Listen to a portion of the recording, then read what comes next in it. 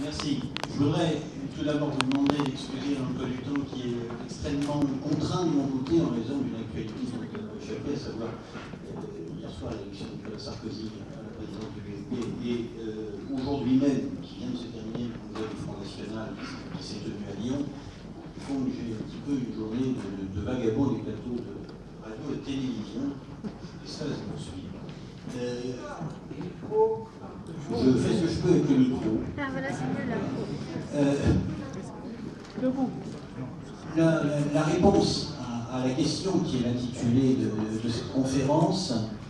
y a-t-il un avenir pour les Juifs en France, est, de mon point de vue, relativement simple. La réponse est oui, à la condition que nous le voulions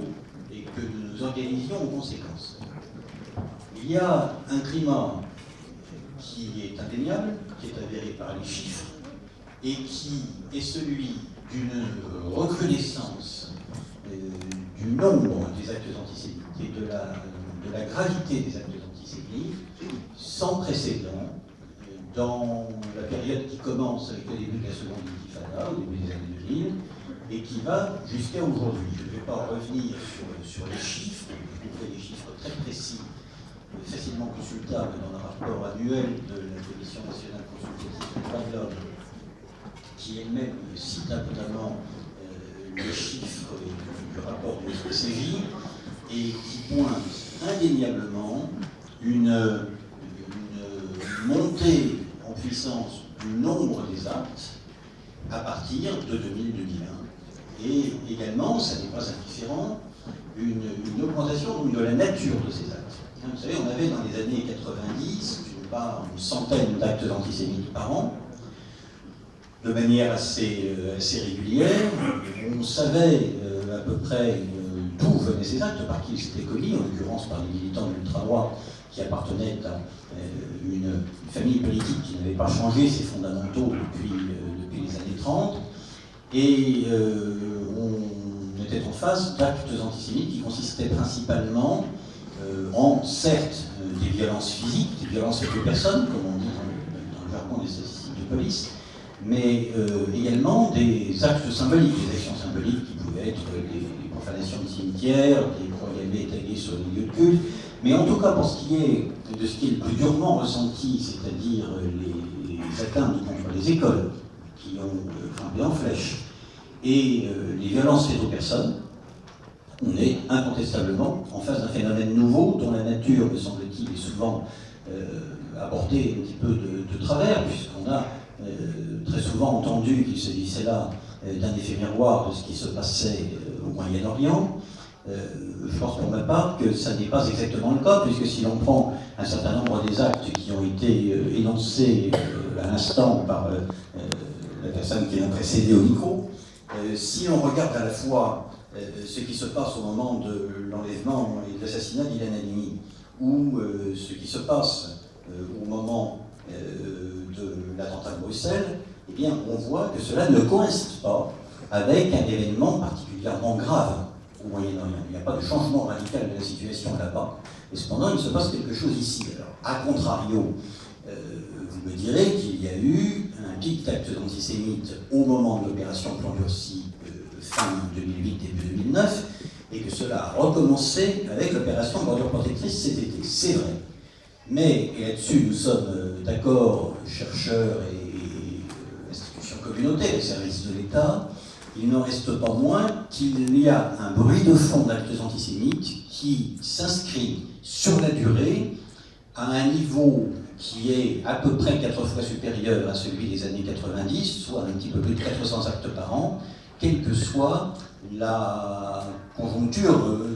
politique, militaire, diplomatique au Moyen-Orient. Ça nous interpelle donc particulièrement, puisque ça veut dire que ce mouvement traverse la société française d'une manière qui n'a pas nécessairement à voir avec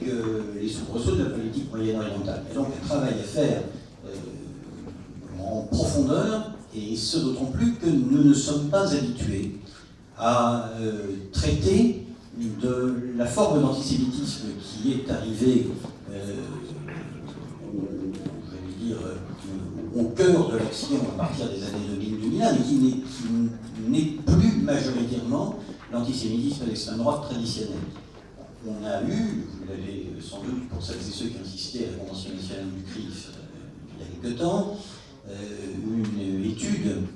que mon ami Dominique Régnier, avec la Fondation pour l'innovation politique, a sorti récemment, et qui montrait que les préjugés antisémites étaient aujourd'hui répandus principalement dans deux catégories de population, celle d'une part qui s'accroche à un islam radical, fondamentaliste, il y a une corrélation, semble-t-il, avérée entre le degré de pratique et la persistance et la puissance des stéréotypes, et puis ces stéréotypes, pour la majorité d'entre eux, sont encore effectivement tenus par les gens qui se réclament de l'extrême droite traditionnelle, mais incontestablement, ne nous racontons pas d'histoire. On a affaire à quelque chose dont je ne sais pas s'il faut l'appeler nouvel antisémitisme, comme Pierre Taguieff l'a indiqué. Je trouve pour ma part que tout de même les stéréotypes sont, changent de population, si je puis dire,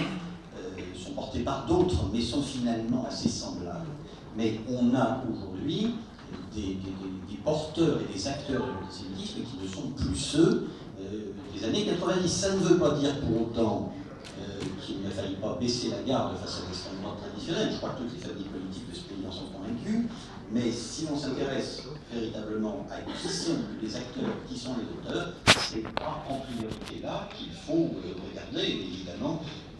ça pose des problèmes que nous n'avions pas à affronter dans les années 90, qui sont d'une part la propagation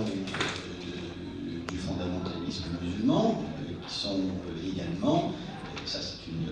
nouveauté, ces débats importants sur